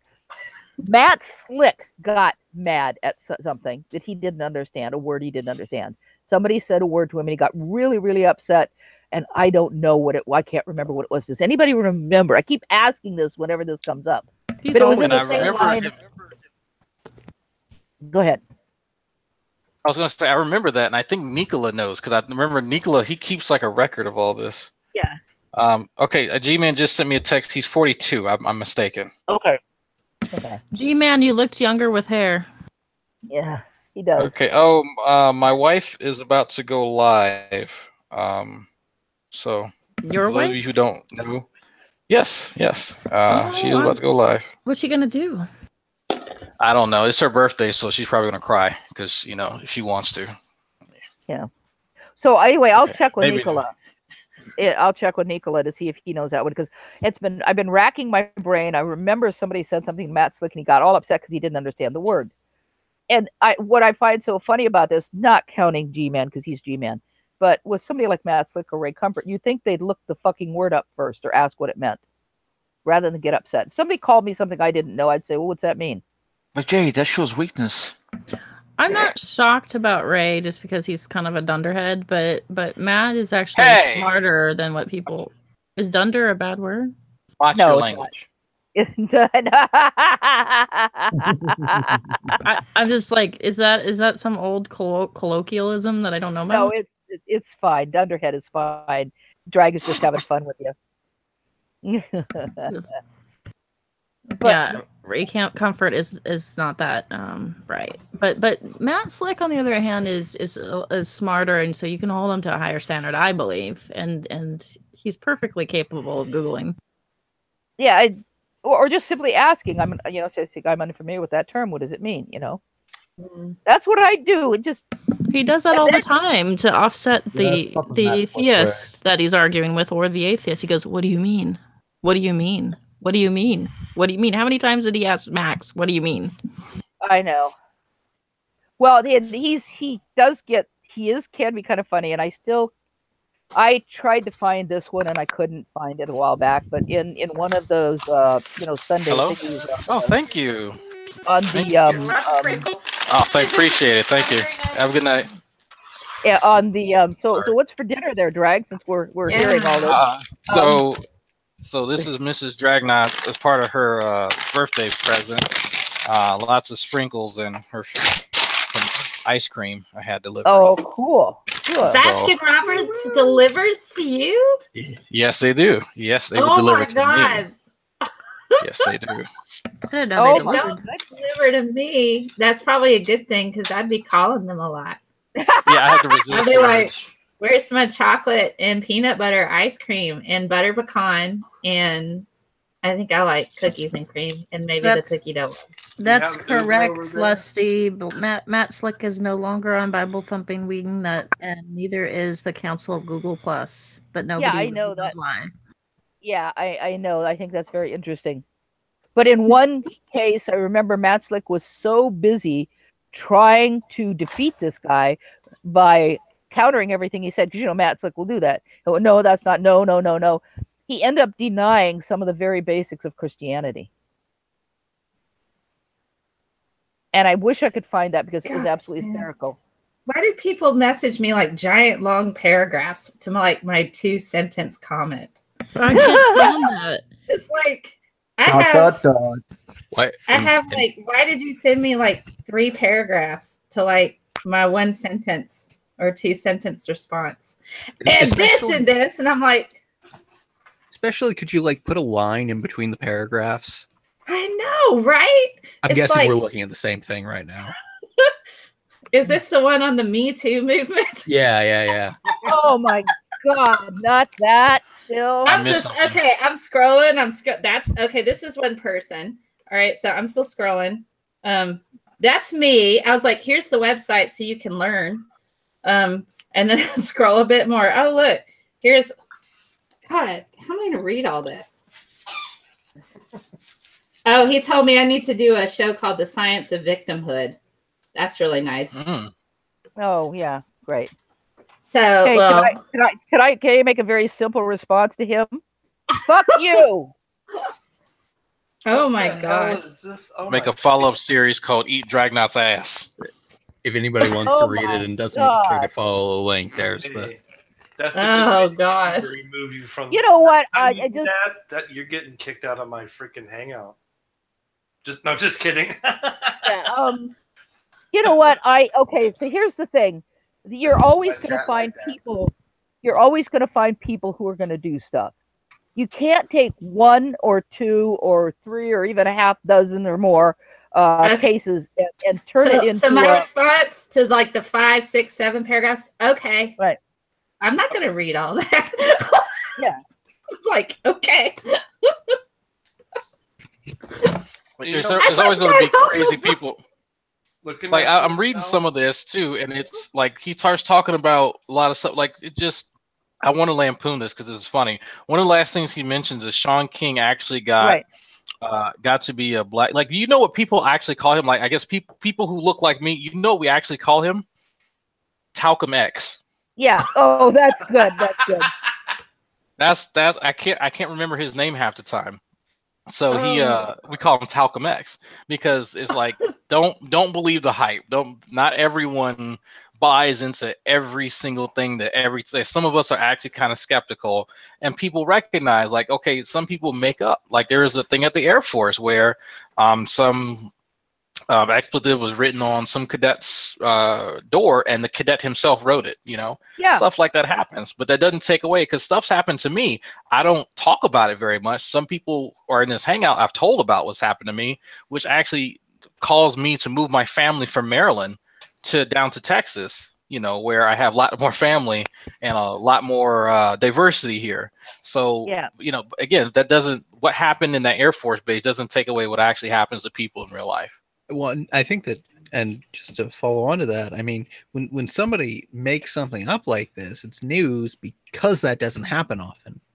When it happens for real, it doesn't make the news because it isn't news that somebody does something bigoted and hateful, because that just happens all the damn time.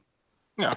Well, a while back, you might remember there was a fraternity at the University of Southern California that allegedly had a sign outside that said, like, I forget exactly what it said, but like, no blacks allowed, and then MAGA after it, make America great again.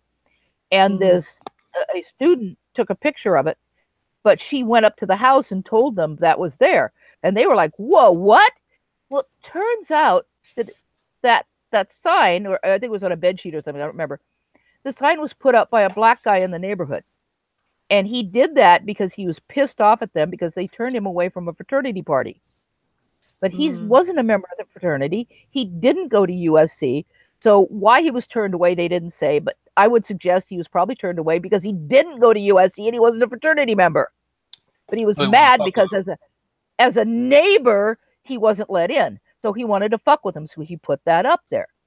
And of course, when it was discovered, it ended up turning on that guy.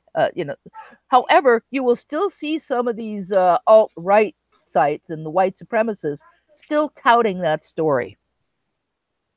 Yeah, I mean I'll always acknowledge when fake stuff happens, that takes away from people who are actually victimized by stuff. Like my wife, unfortunately, was a victim of someone who came this close to having his house burnt down by me.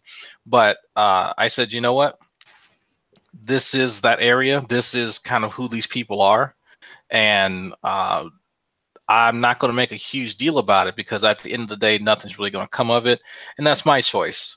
But some people, they have a narrative.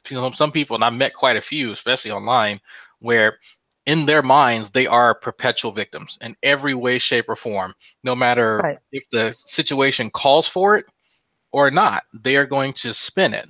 But I've also said, well, you know what? Because I've been oversaturated with people who proclaim to be victims, I need to actually talk to people who I think it may be going a little bit over the edge. Let me actually go out and talk to people. And so that's what I've been doing lately. I've been talking to Jehovah's Witnesses. I attended I think at my school for I think it was a Her Story kind of talk where there was a I just even know it was a women of color talk. And so I have certain conceptions about, what I think is the narrative is going on here, but they welcome people to question them. They welcome people to interact with them, and that's a good sign for me. And so they were very receptive to people who had differing opinions, and there was a wide variety of people, and I was paying attention to, a lot of body language. And so there is a separation, I feel, from people who are online, that they have a narrative, and the people who are just there to browbeat everyone who supposedly have that narrative. And then there are reasonable people in real life that you could meet that, they can kind of temper their narrative or temper their perspective with other people's interpretations or with information. And so I encourage people to challenge themselves, whether or not you think things are going off the rails or not. Go out and actually speak to people, interact with people, because you may have a change of heart, either way.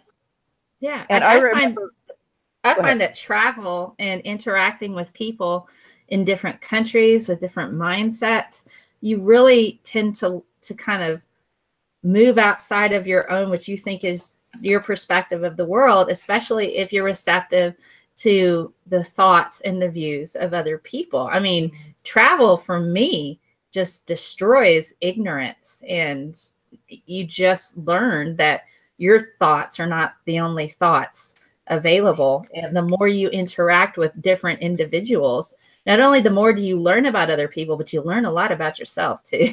Yeah. So, which is good. And we don't have enough people doing that, I don't think. Some of my best experiences was living with white people.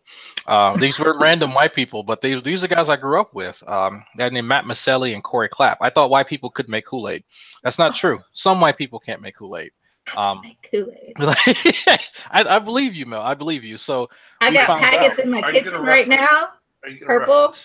Reference sugar content here? Yes, I'm gonna mention sugar content. So as us three guys, we all grew up in a small town, Louisiana, and we ended up exchanging things that we thought about each other, because, well, while Corey and Matt were white, Matt was he's Italian Irish, and Corey doesn't know what the hell he is, but he knows he has a bit of Native American somewhere. So one day Matt makes Kool-Aid, for everybody, and me and Corey try it, and we just look at each other. We go, "What the fuck is wrong? Like, what happened?" And we have this whole conversation about stereotypes, and we all agreed that Matt should no longer ever touch Kool-Aid ever again in his life. So me and Corey were the ones that were allowed to make it. He could make other stuff, but that opened up, so many things for me. And it's such a funny thing to, even now, if I could, give him a call, he would laugh about it and say, yeah, they thought it was funny that I would put, because I was the guy who would cook dinner for everybody. They just bought the food. I would put food in the freezer, and they thought that was weird as hell. But I had to remember, I grew up in a family of 4 boys. So my mother would always do that so that the youngest would get fed first and have, food that wasn't, scalding hot. And so I just kind of picked up that habit and didn't realize it. And then, again, that causes a really interesting conversation. Well, I want to tell you, when I was 18 and I went to UCLA, and of course I grew up in Southern California where there are lots of different people, but even then UCLA was quite a revelation because there were people from all sorts of different countries. And I made friends with a really nice guy who was from Nigeria. He was nice and polite, and I had always been interested in Africa as a child because I would see these movies and all the different animals, and I just was fascinated by Africa. And the fact he was from Nigeria I thought was really cool. And he came from a tribal background, and he had the tribal scars on his face. And, we talked about different stuff. And he was older. He was a grad student at the time, but he was nice to this young, white, naive freshman girl.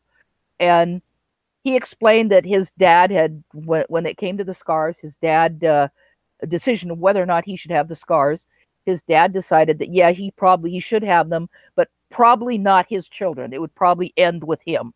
the next generation would not have the tribal scars. And one day I got the nerve to ask him a question that was, a difficult question for me. And I asked him, I said, does it bother you that some white people think that all black people look alike? And he laughed and he said, we think all white people look alike. And I was puzzled by that because, I'm thinking in terms of, red hair, blonde hair, dark blonde hair, light brown hair, black hair, brown hair, different eye color. And I was really puzzled by that. And then he laughed and he explained it to me. See, in Africa, people come from different tribes. And when someone would see someone, because of their facial features, they generally knew what tribe they belonged to. So you could go downtown, you could see somebody, this person belonged to that tribe, this person belonged to another tribe, because there were certain tribal features that were standard. But he said that the Africans found Europeans very confusing because the English looked like the French, who looked like the Germans, who looked like the Italians, who looked like the Portuguese, who look, so on and so forth. So from their point of view, when they saw a white person, they didn't know who they were. They had no frame of reference because they all look alike. Right, and it's something funny that I found out that I'm able to spot people from Louisiana very easily, but it's only one place. It's a small town called Monroe. Everyone from Monroe, Louisiana, for some reason, there's some very dominant genes there that causes them to have really short, stubby fingers, really pronounced upper cheekbones, and very dark chocolate skin. Everyone there has those features. And so I can walk up to them and I say, you're from Monroe, Louisiana. How did you know? I said, you all have such and such features. I know, I'm from Slidell, and I just recognize that. So, yeah. Yeah. So it's not always what we think. And that really, I really thought about that ever since that day, that, gee, we do all look alike, don't we? You can't tell an American from a Canadian, from an Englishman, from an Irishman, from a Frenchman, from an Italian. I mean, within a certain range, of course. But yeah. So to him, in their culture, you didn't even know how to approach someone because you might, if you knew the tribe, you might know the customs of the tribe. And you might know how to greet someone or what what proper etiquette was for that tribe or whatever. But with us, we're, Europeans, and European descendants were just a big mishmash. And that's true. We are. You look to the Far East and you see the same thing. It's like you look far enough east and you see the Asians and you see, okay, well, you got Chinese, you got Japanese, but if you get people far enough away from them, they kind of all have, the extra eye skin and the angular face and they're almost shorter and stuff. Well, when I was younger, I don't know how good I'd be at it now because it's been a long time. But growing up in Southern California, there were a lot of Asians from different places.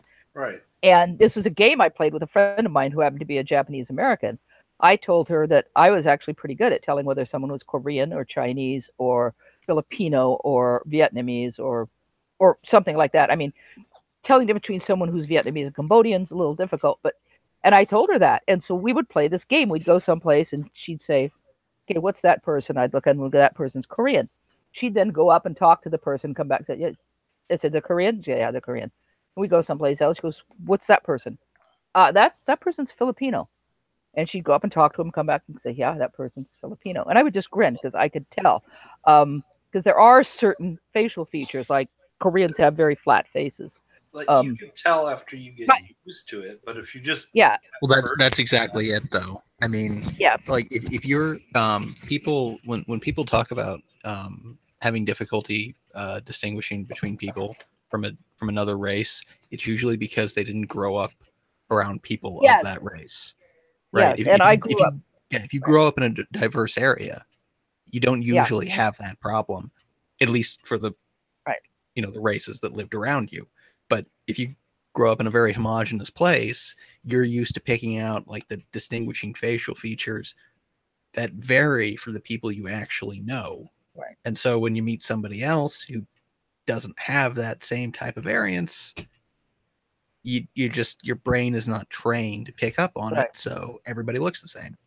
And the truth is, of course, as far as telling if someone was Chinese or not, I basically was around people who were Cantonese, because most people who came from California came from Hong Kong and Canton province. But China's a big country, and I'm sure you could pick somebody from someplace else, and I wouldn't necessarily know. But yeah, you're right. It's what you're familiar with. And I said, I grew up in a place, there are a lot of Filipinos, and I'm Catholic, so there are a lot of Filipino Catholics.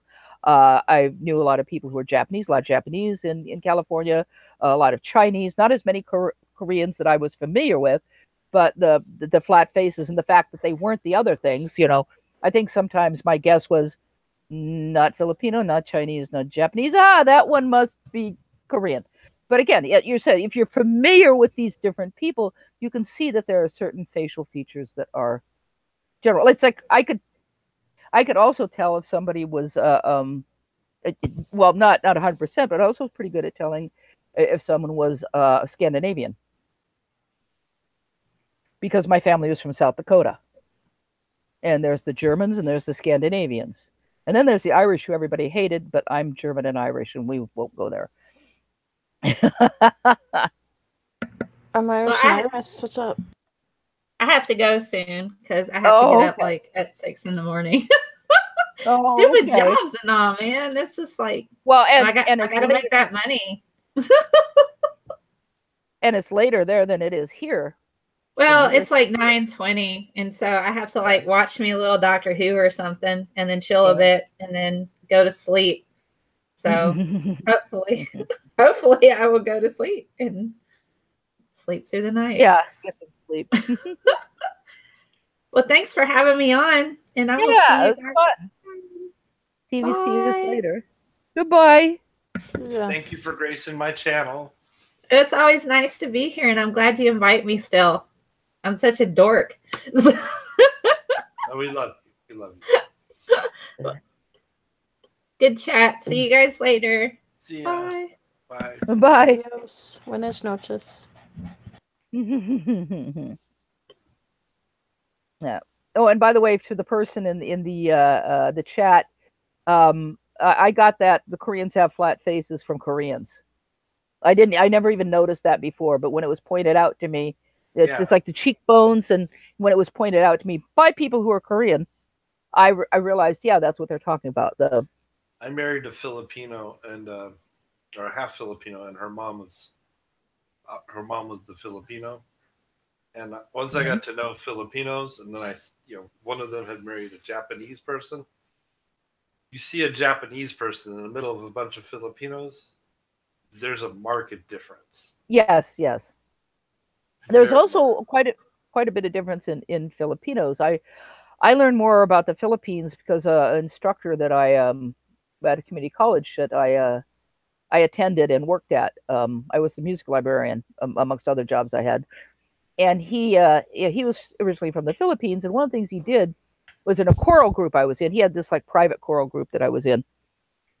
He had us sing songs from different parts of the Philippines, from different languages, which was really interesting. And as part of that, he taught us about the different kinds of peoples, the different kinds of tribes that inhabited the Philippines, and that was really interesting to me, because if you grow up like I did, I just thought the Philippines were the Philippines and the Filipino people were the Filipino people. I didn't realize that there are so many different tribal groups, and some of them don't like each other much. Most of them don't like each other very much. Yeah, but there's places on the Philippines, if you go, you ain't coming back. Yeah, I've heard that. Yeah, I've heard that. You're just not. You're just point blank. If I were to go there, especially me, because I'm a white boy, and I would just, I'd be gone, dead. Yeah. Yeah, so there's a lot of Filipinos here in California, a lot of Asians of different kinds, a lot of Pacific Islanders. Yeah, I can tell if someone's Samoan, because I've known a lot of Samoans. I'm not so good at saying telling the difference between somebody from Tonga and someone from Fiji, but I recognize Samoans, and I've got a pretty good idea of what people, if people have some Hawaiian ancestry too. But then again, that's what you're familiar with. You grow up around a lot of Samoans, you kind of know what Samoans look like. You grow up with around a lot of you grow up with a lot of people from the Midwest. And so you learn by someone's behavior and the things they say that they're from the Midwest. Physical features, not so much, but there are other cultural things that are really recognizable.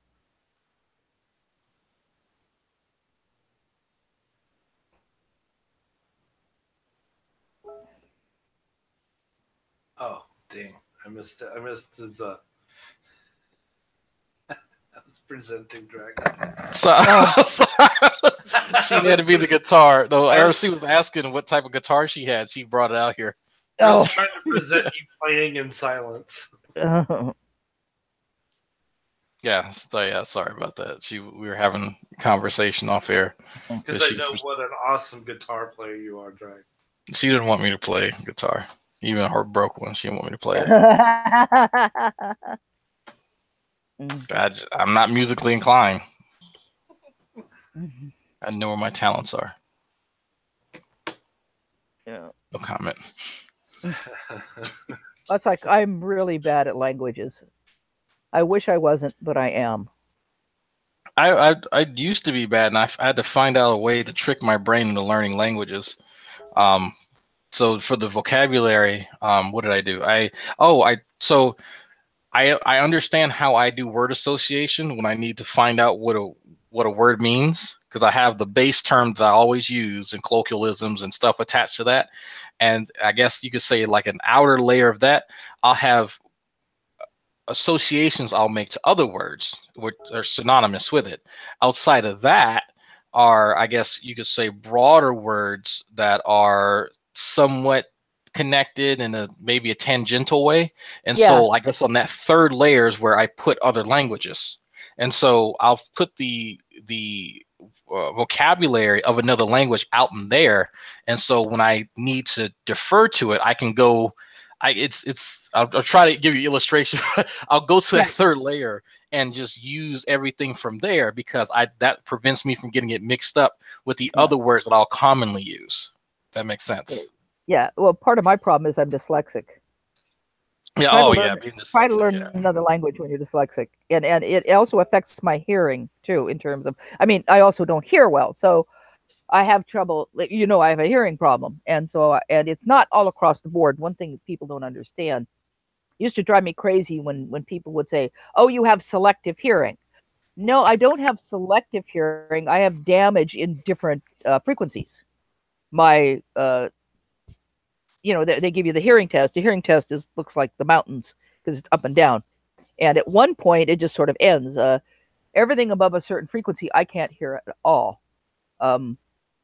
We used to have where I worked, we used to have a Xerox machine that would always go off. And when it did, it had this high-pitched sound. And remember, my boss would walk in and go, "Oh my God, I can't stand that sound." And I'd go, "What sound?" And she'd look at me. Couldn't hear it at all. It's like you can't hear the frequency of Jordan Peterson's voice either. Oh God, his voice drives me fucking crazy. I cannot listen to him. It's almost painful to try to listen to him. Yeah, I've heard that from someone else. There's something just about the I guess the frequency in which he speaks. But there's a drawer, and I'll have to record this when I go back to lab tomorrow. There's a drawer that's stuck, and it desperately needs some WD-40 if I ever heard it. Every time people open this drawer, it physically hurts me.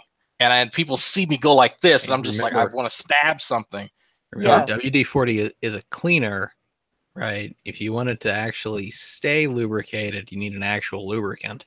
Yeah, there are dry lubricants I could get, but WD-40 would light on fire, and I could light this thing on fire too. And so that would make me happy. Good lithium grease. Be good. Well, what about? Yeah. Oh, yeah, I could do that. I was gonna say, what about just good old graphite? That's the old-fashioned thing to use. Graphite. Yeah, I think that's what we use in the dry lubricants, the ones in little tubes. Yeah. They use it for door lock. Yeah, they use it for door locks. That's right. Yeah. Door lock. Yeah, door locks and keys. Graphite is great for that. Yeah.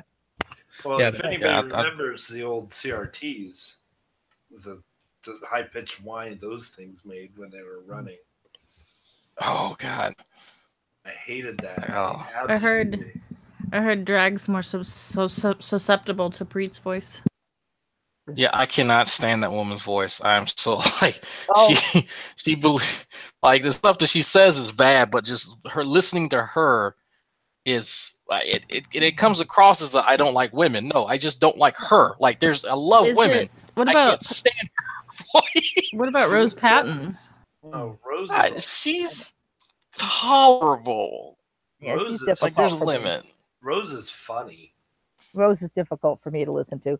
Yeah, I was trying to listen to a Game of Thrones guy today who had this really interesting theory, and I could only get partway through his video because his speech wasn't clear to begin with, and you know, I listen to a lot of people here who have accents, who have speech problems, or you know, whatever, and that's not it. But there are some that are just like on the edge Jungle of jargon. painful. Oh God. But then I finally had to quit listening to this guy because I just couldn't. It was too much. In this case, it was just too much effort for me to try to filter through what he was saying to what I understood. Right. So, yeah. And sometimes that's unfortunate. There are people I just simply can't listen to, and it's not their fault. Huh. And then there are people who I don't want to listen to, like Preet. I haven't paid attention to Preet for a long time. She just went so far off the deep end. I don't think I know who that is. Good. I think she. Good. You should. Yeah, you don't want to know. I think she went so far off the deep end. She's in the bottom of the Marianas Trench about now. She was in the deep end when I first met her. My first hangout that I ever was in with Preet, we collided big time. And I'm not even like a big pro-choice or anything. I might even technically be a pro-lifer. I don't know. Like I'm pretty like I don't like abortion. I want to minimalize it as much as possible without outlining it. Right. Yeah. But we collided so hard, and a lot of it was over the in your face, like here's a dead baby and another dead baby and another dead baby, and this is what you're doing, you murderer, kind of stuff on her page.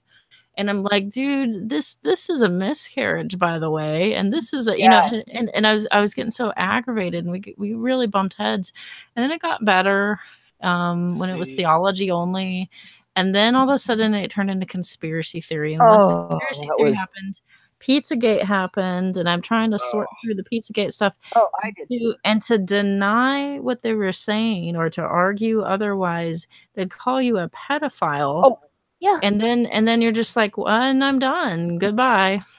And that's what happened to me too. I spent hours looking that stuff up to try to sort of bring her down and try to say, well, no, you don't understand. This is what happened here. You know, she got all upset about the red shoes thing. Because what's his name? The brother of Hillary Clinton's campaign manager. Isn't it lovely the way the mind goes? But anyway, so there's this picture of him wearing red shoes and all these other people wearing red shoes, and this is apparently the pedophile club to her because of the red shoes. Oh. Well, it turns out that what this is this guy likes these red velvet shoes. This is his signature thing. And he jokes that the Pope has red shoes. Why can't I have red shoes? So for his birthday, everybody who went to his birthday wore red shoes as just a fun thing to do. And so what this picture is of his birthday, where all these people, and they deliberately are showing everybody wearing red shoes because it was just a fun thing to do for his birthday. That's all it was. It's not some pedophile ring. Schindler's List image in her head. Yeah, it's just and there were other things, and one thing she printed, I pointed out that was two different things being talked about, and the timeline was completely off. But you're right. What Deidre is saying is absolutely right, because if you counter anything that was said, you're a pedophile or a pedophile enabler. Right. Even though, even when you show her that what she's looking at is absolute bunk. And see, I think I'm finding out, like, I'm sure most of you are aware that Steve made me a moderator in the Great Debate community. Did anybody ever manage to explain to her that if she's right, it means she and the people like her got all those kids killed? Right. Well, not only that. One of the things that especially bothered Christopher Fiona got stepped on, or not? Boot got stepped on though. By the way. Yeah, I did. Oh, okay. But I was just gonna say, but I ran into somebody, and I've never actually moderated a G plus community, and I ran into somebody who does that kind of weird stuff. He conflates. He put up this really weird dichotomy because he put gun control and abortion together in one post. Is his name Antonio? No. No, The idol smasher was this guy. Oh, he does this stuff. Idol Smasher, yeah, he's Jewish, or Noahide maybe, and it's actually really common for conservative Christians to do this too, and they'll try to show liberal hypocrisy of how like they're like, oh, gun control, but then they murder thousands of babies. So he puts this poll up, and he says, which is your preferred form of murder? Ignoring the science behind abortion, pick abortion or firearms, basically. And I'm thinking to myself, well, we just had a mass shooting in Florida, and abortion's always a hot topic. So I went in there and I read it. Of course, there's all these people making comments. Tyler Durden's in there. There's all these different people, and I'm just like, you've got to be kidding me with this shit, dude. Really? Well, I reviewed the post. I was just like, screw you. This is not the great fight community. It's a great debate community. Yeah, it's called shit posting. Yeah. I'm a master shit poster. By the way, I'm great at it if I want to do it. I mean, I will start. It's like that post I put with trolls, and I said, well, what about trolls? Da da da da da da da. And then it caused like 80 comments because people were like, yeah, trolls' lives matter. Yeah, Troll lives matter. Yeah. But what I wanted to say about Preet that got Fiona and I both upset, Fiona more upset than I did, is that here is Preet trying to push forward this Pizzagate conspiracy and how they had all these horrible pictures of children, including children allegedly being abused, and she keeps posting the pictures. And Fiona kept saying, stop posting pictures of children. Stop posting these pictures that you think are of children being abused. Stop showing these pictures, because you're endangering the children. Stop posting these pictures. If you think this is a painting of child abuse, and some of them were, there's a woman who has serious mental problems because of her abuse, and she works her way through it by painting. And I said, so why are you continuing this? Why are you doing exactly what you're complaining that these people did? Why are you posting pictures of child abuse? What the fuck is wrong with you? Yeah. Yeah, there's some disconnect, right? Because it bothers her so much. She thinks she's doing activism, right? And so, isn't that illegal though? Like, I mean, if those actually were pictures of child abuse, that would be illegal to share them, right? We've brought that up to her because she's like, we need to show people what's happening. It's like, then you're sharing child porn, are you not? Yes. People need to know you're sharing child porn, are you not? And I found out, and she's made mention of this public, so this is not than anything confidential. She evidently is having fertility issues. So this is how she makes up for actually not having a child, is trying to be a super child advocate.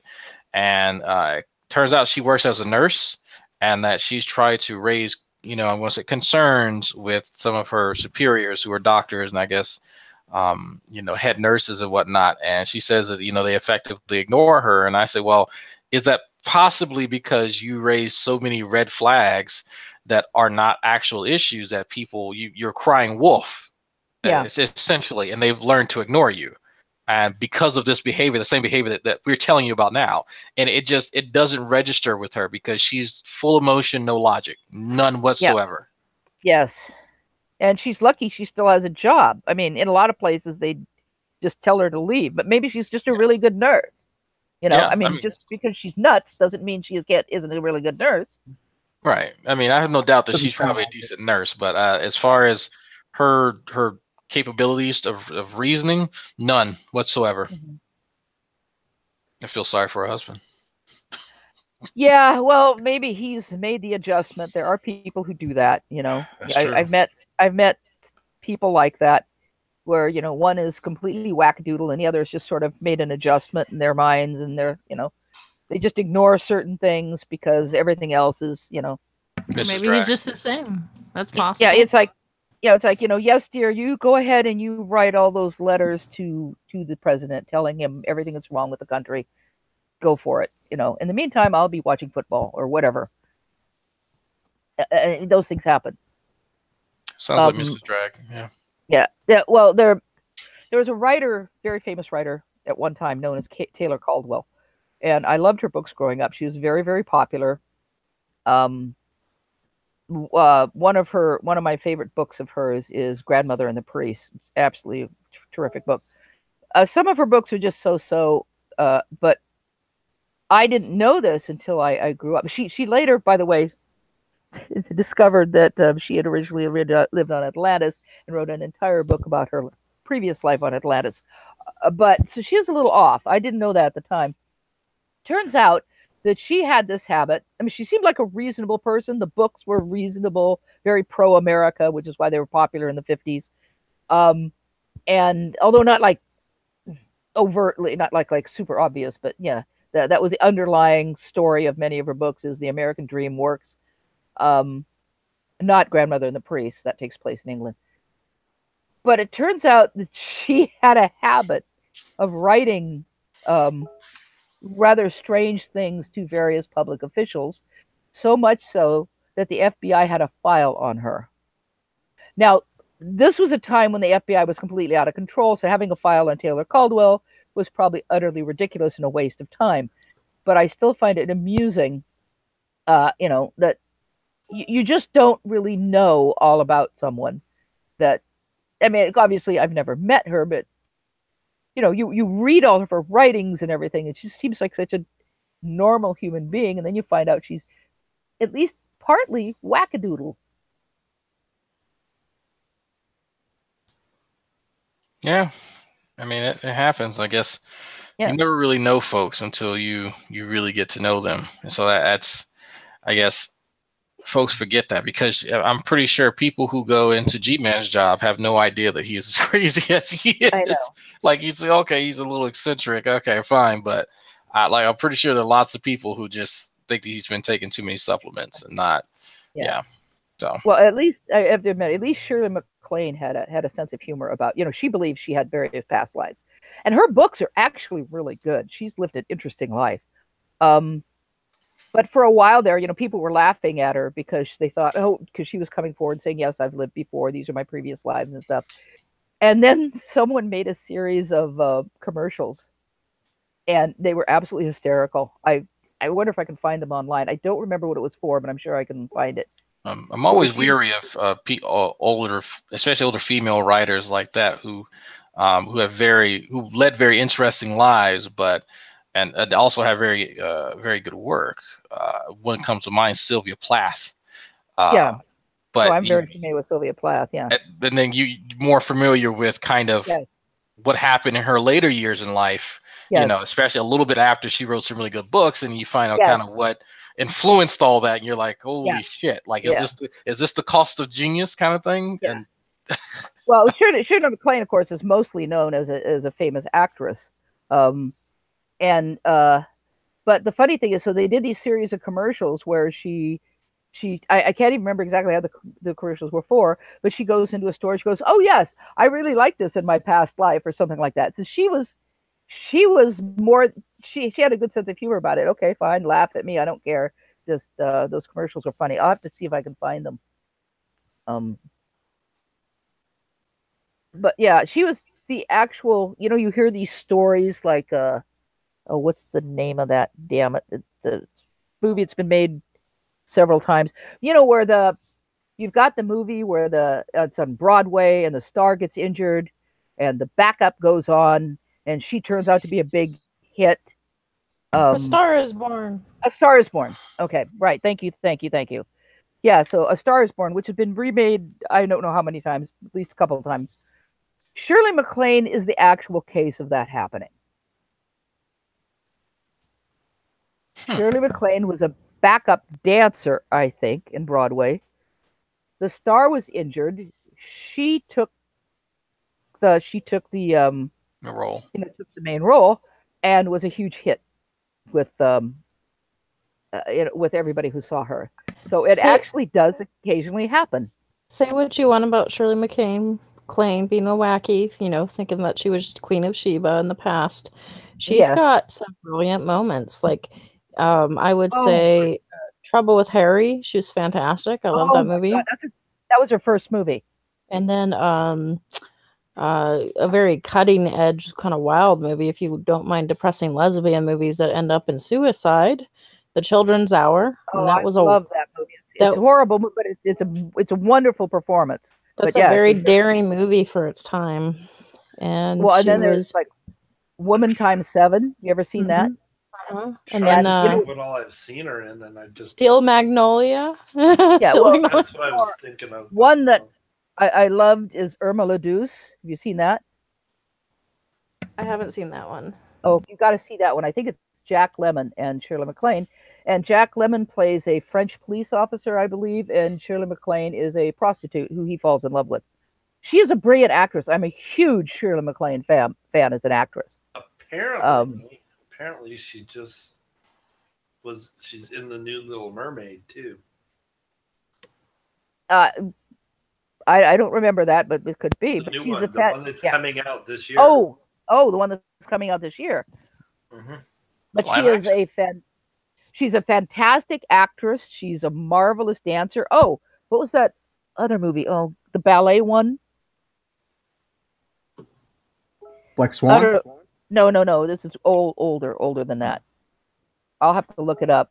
Brilliant movie. No, she's an incredible actress. And she did this one movie. I can't remember the name of it. Maybe Deidre, you remember it? She'd fall in love with some guy, marry him, and he'd die. Then she'd fall in love with another guy, marry him, and he'd die. What is that called? I know what you're talking about. And she met another guy. She'd fall in love with him. She married him, and he died. And the one guy died because he got kind of drunk, and he was going to show her, I think, the udder on the cow. It turned out to be a bull, and the bull kicked him and killed him.